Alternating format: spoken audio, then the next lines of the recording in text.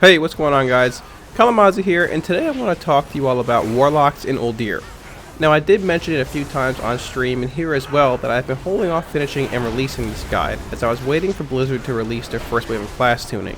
They recently mentioned in the Q&A, however, that the first tuning pass will be after the first week of Heroic Uldir, which means that we should, and I want to emphasize should, be going into Uldir with the current tuning that we have for each Warlock spec right now.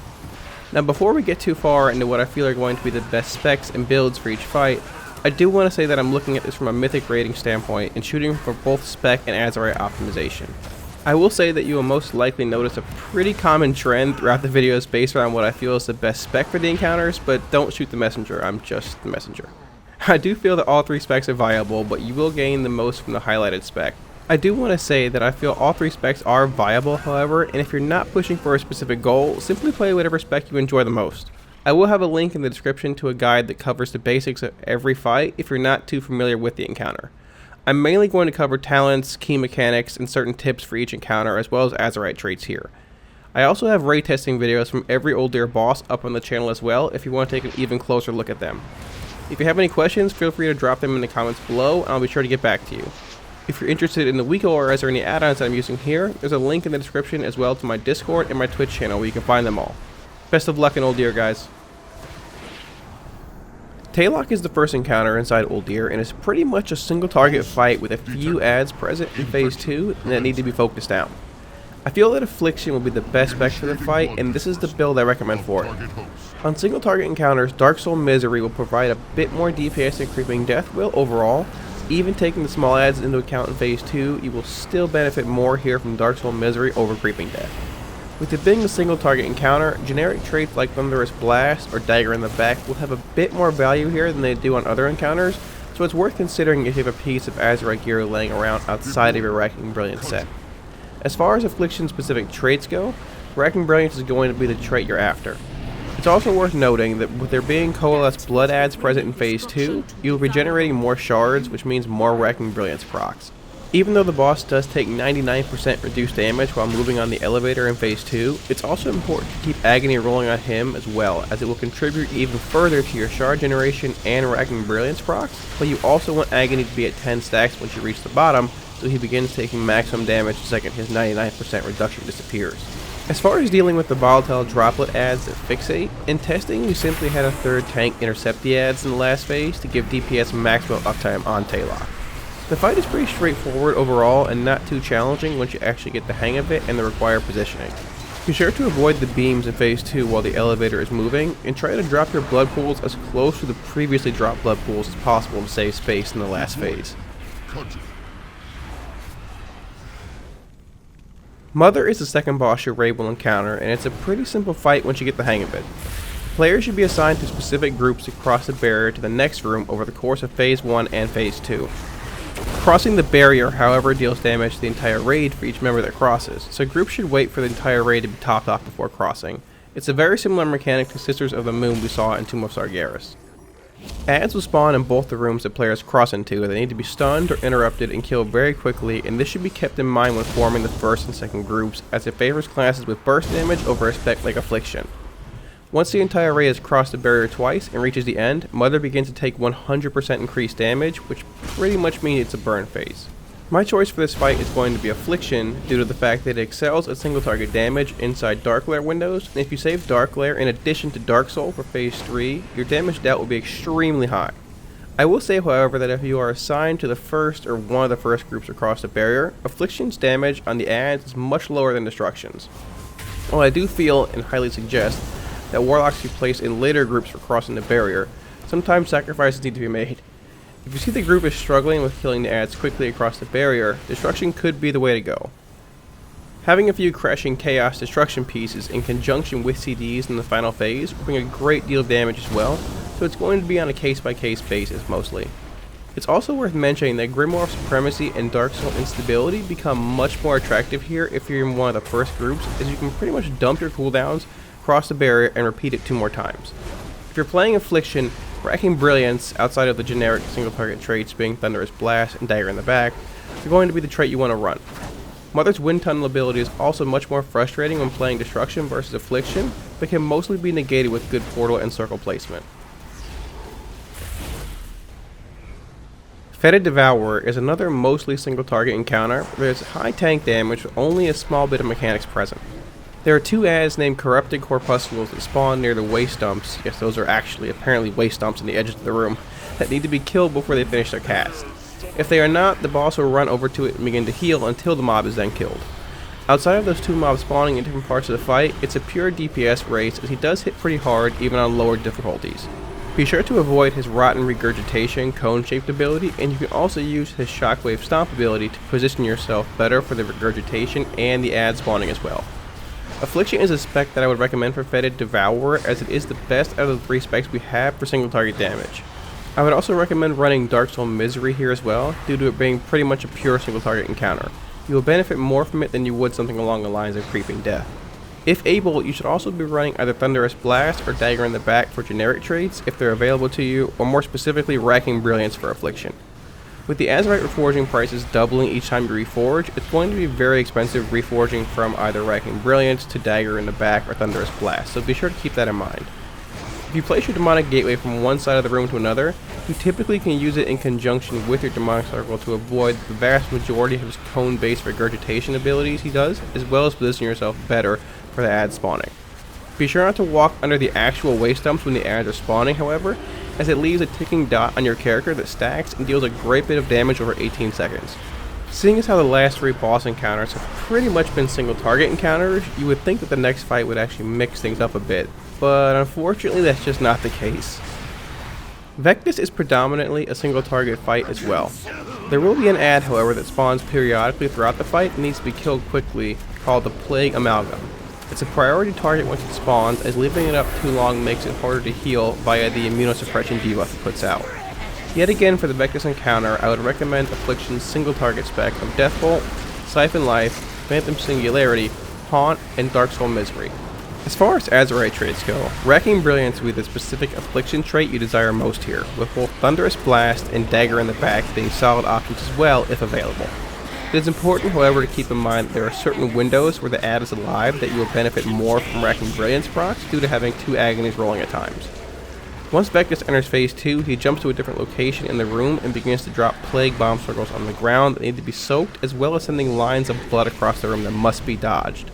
These lines of blood do make soaking the pools difficult at times, so classes with immunities like Hunters or Paladins are better suited for said task if possible.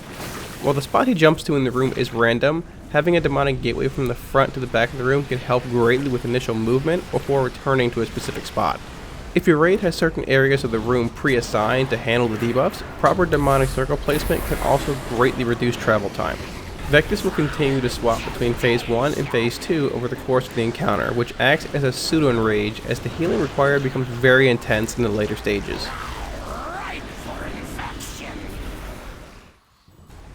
Zek'voz is the first encounter where there's actually a decent bit of ads present during the boss fight. With that being said, however, a good bit of them die pretty quickly, which makes Absolute Corruption and Inevitable Demise not the most attractive talents and traits here. For the Zek'voz encounter, I would once again recommend Affliction's single target build of Death Bolt, Siphon Life, Phantom Singularity, Haunt, and Dark Soul Misery. With there being a few medium health mobs that spawn over the course of the encounter, as well as a good bit of smaller mobs, I would say that Racking Brilliance is the trait you should be after here if available to you for said encounter. When the Void Weaver ads spawn a bit later into the fight, you will have a good bit of agonies rolling on multiple targets, which will lead to a very high Racking Brilliance uptime. In the last phase of the encounter, you will greatly benefit from having Dark Soul Misery as a cooldown, as well if you are one of the players assigned to soaking the orb. Doing so grants you the Corruptor's Pact debuff, which increases your damage, healing, and health by 100%, but once it expires, you are mind controlled for the rest of the fight. If you are targeted by I-Beam, be sure to get away from others, and also be sure to drop the Roiling Deceits around the edge of the room unless your raid has a specific quadrant already assigned for doing so. Also be sure not to touch the previously placed Roiling Deceits, as doing so does not lead to anything you actually want to have happen.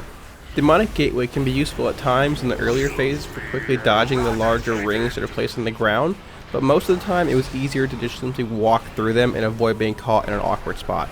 I would say that Zek'voz is my third favorite fight in Uldir, and it's probably the most challenging mechanically that we have spoken about so far. But then again, I suppose it's not saying much when looking at the previous boss encounters. Zool Reborn is a hectic ad cleave encounter that also has a great deal of punishing mechanics that if not handled properly will easily wipe your raid. For the Zool encounter, I would recommend a build of Deathbolt, Absolute Corruption, Phantom Singularity, Haunt, and Creeping Death. With Creeping Death increasing the rate your dots tick and its interaction with Absolute Corruption being so powerful, you will be dealing a very large amount of damage to the ads that are present. This is also the first time, but not the last time, that you will want to be using Inevitable Demise traits on your Azerite gear if available. With there being so many ads that consistently join the fight in the first phase, you will be reaching 100 stacks of Inevitable Demise pretty quickly, which is great for pushing Zool to phase 2 faster. It is very important to prioritize killing the animated Ichors at the Blood Hexer ads spawn, as if the blood reaches Zool, it transfers its remaining health pool to Zool, which makes the 40% push into phase 2 much harder. They can also be stunned and slowed, so having a perma-slow on them if available is very nice. It is worth noting that the Krog ads, in addition to the minions of Zool, do still spawn in the last phase of the encounter, but the other ads that are present in phase 1 do not. This means that your Inevitable Demise stacks will still be relevant, but will take a longer time to actually reach 100 stacks. With that being said, I think Zool could easily be a solid candidate for a 2-1 split of Inevitable Demise and Wrecking Brilliance, or even potentially a 2-1 Wrecking Brilliance to Inevitable Demise split on your gear set if you have said luxury. While I'm not sure of the optimal configuration just yet, I will say that the Krog ads in the final phase do not have a great deal of health, so you won't be generating nearly as many ID stacks as you did in phase 1, which then makes Wrecking Brilliance much more attractive. Placing your demonic circle near the edge of the room in phase 1 helps with getting out of the raid quickly with the Dark Revelation debuff, and moving your circle to the center of the room in phase 2 is also helpful for a quick teleport back if you are mind controlled. The Zool Reborn encounter is my second favorite fight inside Uldir, and I really love how Affliction plays on it. We are finally able to make use of both Absolute Corruption as well as Inevitable Demise, which is a nice change of pace from the previous boss encounters. Mythrax the Unraveler is the penultimate boss of Uldir, and it's a pretty hectic and mechanically demanding fight. The two main abilities you should be familiar with in phase 1 are Imminent Ruin and the Oblivion Spheres. If targeted with Imminent Ruin, be sure to get to the edges of the room before it expires, as the damage it deals is less when you are further away from the raid, up to 45 yards. You will also want to stay spread a bit if possible due to the potential for an Oblivion Sphere to spawn on you or another close ally. The sphere mind controls the player it spawns on, as well as any other player that comes within the small circle around it. Damaging abilities can be used to knock players from within the sphere, as well as Death Knight grips and knockbacks in general. When a player is freed from the mind control, they trigger Crashing Oblivion, which deals a small amount of raid-wide shadow damage, so having only one person mind controlled per orb is pretty important. The build I would personally recommend and test it with myself is the Affliction single target build of Deathbolt, Siphon Life, Phantom Singularity, Haunt, and Dark Soul Misery. I will say, however, that I've seen a good bit of variation here in testing, with certain players taking Creeping Death due to there being a lot of movement present and the chance of getting mind control in a Dark Soul window. It also does help a bit with the ads that need to be killed in phase 2 on a larger scale.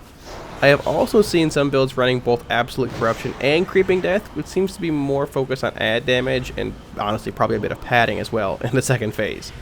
Personally, I feel the single target build of Affliction with Siphon Life would be the most beneficial, but there are certainly other options. Once again, Wrecking Brilliance is the trait you should be seeking if possible. You will be able to keep Wrecking Brilliance rolling almost permanently in phase 2 with the two large ads needing to be killed, in addition to Agony on Mythrax himself. It is also very important to be aware of what direction the boss is facing when he turns to cast his Obliterating Blast, as it deals a very large amount of shadow damage if you're hit by it. If your raid group has pre-assigned positioning for phase 2, placing your demonic circle there ahead of time will help with that transition, as well as dropping Imminent Ruin as long as it's far enough away from other players. I think that there's a great deal of potential for Mythrax to be a great fight, especially on Mythic, but sadly my testing of the encounter was pretty limited compared to the other bosses on beta, and it seemed that both times I was able to actually test Mythrax, there were some bugs present as well as certain abilities being pretty overtuned. Cahoon is the final boss encounter in Uldir, and I think the fight is an absolute blast. Demonic Gateway is a huge help for the two pre-assigned Power Matrix teams to traverse the pathway to the orb on the left and right hand sides of the fight.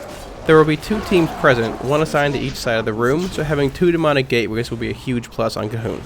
If you aren't assigned to the Power Matrix team yourself, the first phase consists of killing multiple waves of Cyclopean Terrors and Blight Spreader Tendrils while also controlling your raid's DPS on the Dark Young mob.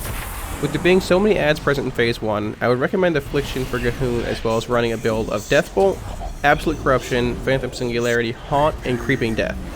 Your dots, especially Corruption, will greatly benefit from running Creeping Death over Dark Soul Misery here, seeing as there are so many targets for them in the first phase. This also means that Inevitable Demise is a great choice for Azerite traits in the first phase as well. Once G'huun enters phase 2, however, the ads from phase 1 stop spawning and you are left with just G'huun himself. He will periodically spawn a Gibbering Horror ad that will help you increase your Inevitable Demise stacks a bit, but I think a mix of ID and Wrecking Brilliance will most likely be the way to go for this encounter as well. The ad will also help with proccing Wrecking Brilliance a bit more frequently when it's alive. With there being a very high chance that your Demonic Gateway will be in use to help the Mythrax teams on each side in phase 1 and 2, I found that placing my Demonic Circle near the edge of the room worked well. It made it very easy to get away from the raid to drop the Explosive Corruption debuff if you're targeted by it, as well as reaching new ads that spawn in phase 1, as there's a great deal of movement on G'huun. From even the brief testing of phase 1 and 2, I can safely say that G'huun is my favorite fight in Uldir. I really like the high amount of coordination and discipline the fight requires with the two Mythrax teams, as well as having to control DPS on certain ads in phase 1. I can't wait to see how the fight is on Mythic, but I can already say that it looks and feels much better than Mythic Xavius did in Emerald Nightmare. Thanks for watching, guys. I really hope this quick guide helped you all get a better grasp on each Uldir encounter from a Warlock point of view. I note that I did recommend Affliction for pretty much every fight in Uldir, but that's just due to the fact that it's a very strong spec at the moment. I do feel that all three specs are viable, however, so if you aren't pushing for a specific goal, just simply play whatever spec you enjoy the most. If you guys have any questions, feel free to drop them in the comments below, and I'll be sure to get back to you. I also will have a link to a guide covering each Uldir fight in greater detail mechanically if you're not familiar with this specific encounter in the description below. If you guys are interested in acquiring any of the weak ores I'm using, there's a link to my Twitch where I'll be streaming Uldir progression, as well as a link to my Discord where you can acquire them there. If you want to see more WoW content and help support the channel, hit those like, share, and subscribe buttons as your support really helps. Thanks so much, guys, and I'll see you in Uldir. Peace.